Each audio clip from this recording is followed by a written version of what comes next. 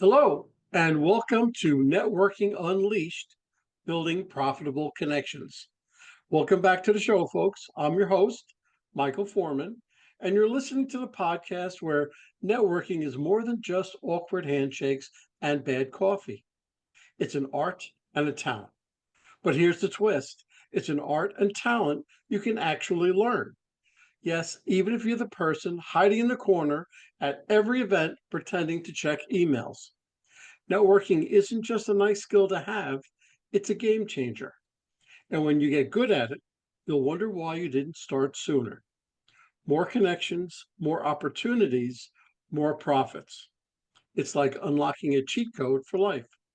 So whether you're just the life of the party or just let me stay at home and text type, we've got something for you. So stick around. Let's turn those awkward small talk moments into big wins. Now, I've got an interesting guest today. Her name is Celia Talbot, and she works for Revved Up Kids, is a nonprofit organization, which I firmly believe in wholeheartedly. So I'm going to tell you that she's the programs director, but since Revved Up Kids is a nonprofit, she's still an assistant trainer, a networker, and a fundraiser. Oh, by the way, she's also the programs coordinator. So let me introduce Celia and let her give you a little bit more of her background. Celia, how are you? Michael, I'm doing great. How are you? I'm doing just fine. Tell us a little bit about your background. I came to Revved Up Kids. I was a housewife for 20 years, raising my kids. And I came to Revved Up Kids because Alli and David Neal are the co-founders of Revved Up Kids, and they've been friends of mine for years and years. When they created Revved Up Kids, they came to me with the idea and pitched it to me and wanted my feedback. I gave them a little bit of feedback, and then a few years later, they called me and said, "Hey, we need some help on getting some surveys. Can you come and do this?" So I went and started working for them part-time. And then the next thing I knew, they needed administrative help. And then they just kept passing things to me. And about 2 years ago, they said, "We found out that you can talk. We'd like for you to go out and start networking." Okay, great. That's great. And really, that's how we've come to know and love Celia. Okay, first, how did you get involved in networking within the nonprofit sector?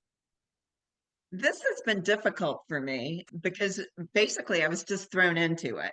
I had been in the business world for a few years prior to having kids. I was a sales systems engineer.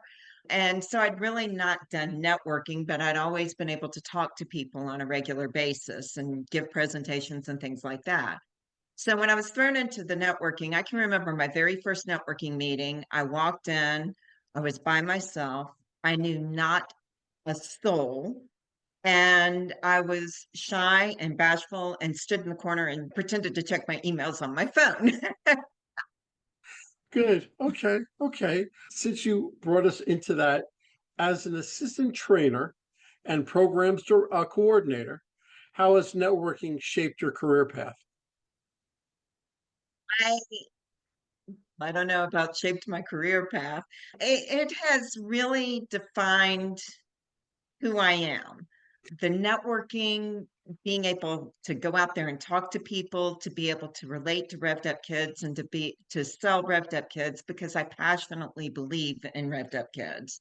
So it's made me an integral part of the organization. It's just as I've had more of the administrative things taken away from me as Allie has pushed me more toward the networking because she's realized that I really enjoy it.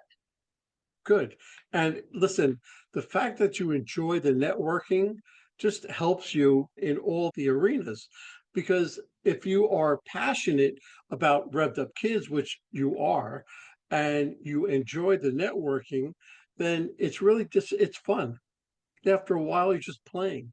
You're not really working, but you're working when you have to get the money. Okay, what unique challenges and opportunities does networking present in the nonprofit world? It is very difficult in the networking world. A nonprofit relies on corporate sponsors. We rely on donations. We rely on others to be able to recognize and to believe in us as much as we believe in what we're doing. So when you get out there and you're networking, you are telling the story of what you do and as a nonprofit. And what I say sometimes, I feel really bad about it, but I say that I'm begging for money, but it's the only way that we survive. That's So well, that's it's a big challenge. yeah. I was friendly with the executive director of Meals on Wheels, and he told me almost exactly the same thing verbatim. He said, "Look, nobody likes to ask for money, but that's the only way that we survive. Hmm. So if it's the only way, then that's what you have to do." How has networking skills contributed to your success in fundraising? I don't know if it's contributed to my success in fundraising. It's just making friends. Believe it or not, networking is all about first you have a passion for, I have a passion for my job. I have a passion for getting out there and talking about Revved Up Kids. Networking is just a part of it. And then you've got to make friends. You've got to get to know the people that you're talking to. And it's been really tough for me because I thought I should be nothing but Revved Up Kids and not Celia Talbot. So I realized after a while that I had to be Celia Talbot, that I had to be that person that makes me and let everybody know about my passion for Revved Up Kids. You're talking about relationships. You're not in a client-based organization because everything is about emotions. And you're building these relationships because it's not just a one-off, oh, here, I'm going to give you $25. You want to go back to that person over and over again, but you want to make them want to give you the money. So you need to create that relationship. And from what I can see, you're doing it very well. Okay. Okay. So give me your top strategy for creating a meaningful networking connection. Walking, when you meet somebody for the very first time, it is a hi, how are you? Welcome. If it's their first meeting, it's a welcome and opening up the conversation by, hey, what do you do? And then when they ask you, then you're clear, concise, and I hope that you enjoy this networking group. There are a lot of good people here. It's just, it's all about relationships. It is, and at the networking events, you're not looking to receive. Yeah, I know you're looking for money, but you're looking to give. So you're saying, how can I be a good referral source for you? How can I make you more successful? And by doing that enough, it'll come back. What goes around does come around. And Yes. if you build up that type of relationship, then you're going to make it. It's no two ways about it. But it's definitely a relationship business. And you have to look, it's very important to look to give and not receive, almost like 99% of the time. Yeah. How do you balance in person networking and digital? I don't do much digital networking. It's very difficult. I'm an in-person type person. I tell people all the time, I get paid to go out and make friends. It's fantastic. Yeah, absolutely. I think digitally it's a little bit more difficult, but I guess as far as networking is concerned, you've got LinkedIn, you've got your social media and things like that. So I do try to have a presence out there, but it's with Zooms and things like that, it's a lot more difficult as far as if that's what you're asking. How do you keep it all straight? Let's say you have a good relationship with somebody. Let's say at the chamber meeting, you meet three or four people that you really want to stay in contact with. How do you do it? Emails. I get home and I immediately email them and say, hey, I'd like to meet with you one on one. And then I have one-on-one times where we have coffee, we have lunch, and we just sit down and talk and we get to know each other a little bit better. Do you use a CRM at all, or just strictly you keep track of it yourself? It's pretty much me keeping track of myself. We do have a database that I'm able to use, but I think that's mostly for clients and things like that. So our customers, but I keep it all with me because I'm a personal type person. I tend to remember people fairly well. Okay. Okay. Okay. Give me a common networking mistake that you see people make and how they can avoid it. Not talking, more not, they don't, there's not a firm handshake or a smile even, or being scared to say anything. I guess I haven't seen too many mistakes, but it would be not being able to communicate. That's the biggest thing because you do have to be able to talk freely. You have to be able to express what you do. And if you're unable to do, that's the very beginning, at the very start, you turn people away. I always believe that if you're present, if you're authentic, then it makes everything that much easier. If you are present and authentic and you are able to talk about what you do. Now, this is easy for an extrovert. If you're an introvert, it takes a little more for you to get used to it, but it is. I just had a podcast earlier with somebody who said if you're an introvert, it's actually easier than an extrovert. And I said, what do you mean? Because introverts have what's called active listening. They can listen a whole lot better than an extrovert. And when I say be authentic, be real, be present, then that gives them a much more of an opportunity to do that. So it's right that they're right. Okay, so this is pretty much an easy question, but how do you measure success with the networking? Gosh, for us, it's being able to get donations. It's being able to get funding from people. It's having participation with our fundraisers. Okay, yeah, Very well, easy. yeah, I said that was easy, right? Okay, what approach to nurturing and maintaining the relationships over time? What sort of system do you have in place? Mine is my going to all of my meetings regularly. I have a lot of different groups that I have joined that I participate in, and it's maintaining relationships through those meetings. I can say with each one that I walk into, I always have a big smile on my face. I'm greeting people personally and so excited to see them. I always feel like I'm walking into the friendliest place. These are all my friends. I know that they're business associates, but they're also my friends. And it's just, and then getting together, like I said, with one-on-ones, going for lunch, going for dinner. Hey, let's go out and grab some coffee. It's all about just maintaining relationships and uh, considering for me, everybody's a friend. Okay, okay. What advice would you give somebody just starting to build their professional network in the nonprofit sector? To not be afraid. That's the hardest. Like I said, the very first time I walked in, I was absolutely terrified.